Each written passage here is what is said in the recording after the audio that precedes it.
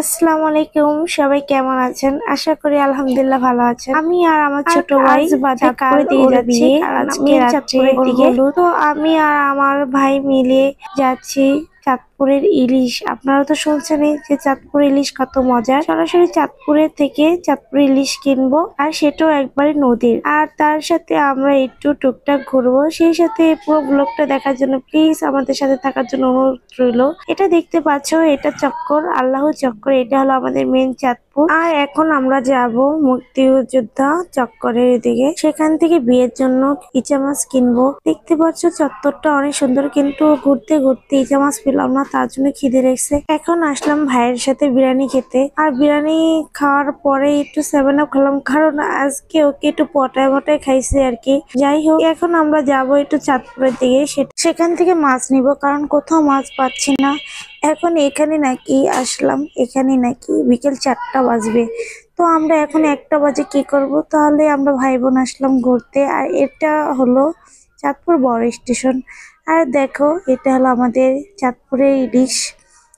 যাই হোক, তোমরা সবাই বলো যে চাঁদপুরের বাড়ি ইলিশ বা ইলিশের বাড়ি চাঁদপুর, যেটাই হোক তোমাদেরকে দেখালাম। এটা হলো সবচেয়ে বড় বড় বড় একটা এরিয়া। আর এটা আমাদের একবারে মেঘনা নদীর সাথে। আর এখানে তোমার সবাই ঘুরতে আসে, দেখো অনেক সুন্দর।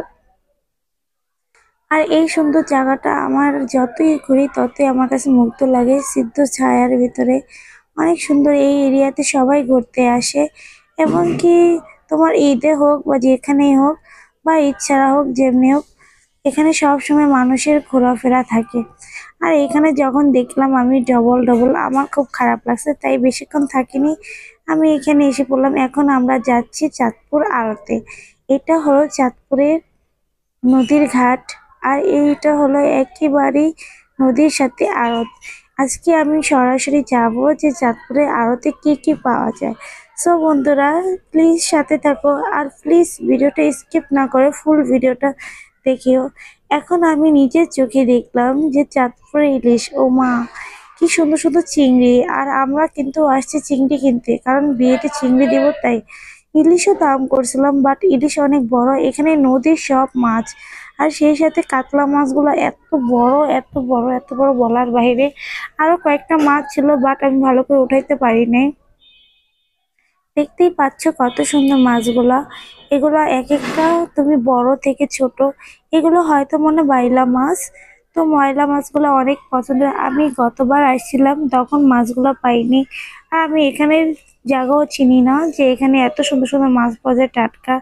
দেখতে পাচ্ছ যত ঘুরতেছি তত মাছ পাওয়া যায়। এখানে পাইকারি হিসেবে মাছ নেওয়া হয়।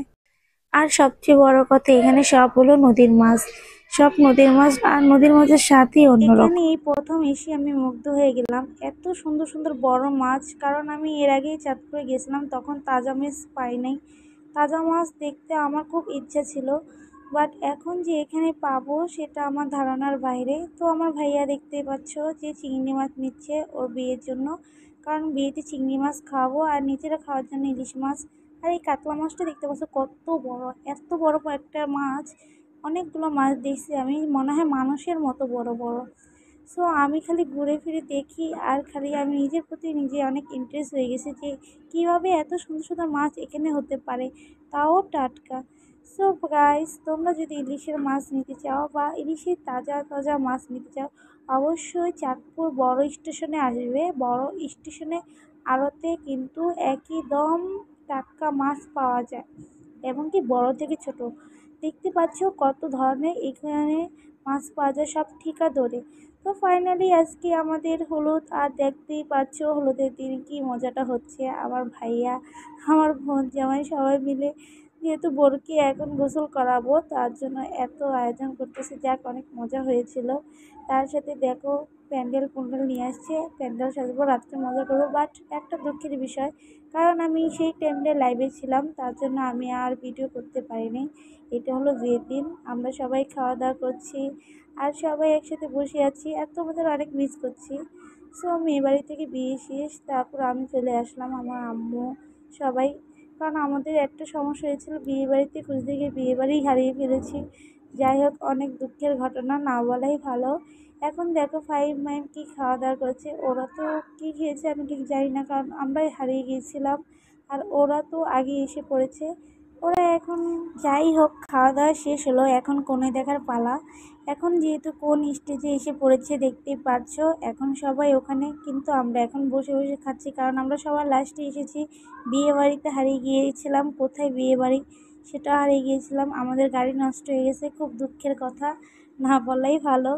সো গাইস, পুরো ব্লগটা কেমন লেগেছে প্লিজ বলিও, আর সেই সাথে আমার ভিডিওটা কেমন লাগছে প্লিজ জানাবে। এখানে দেখতে পাচ্ছ বর আর কনে আসতেছে।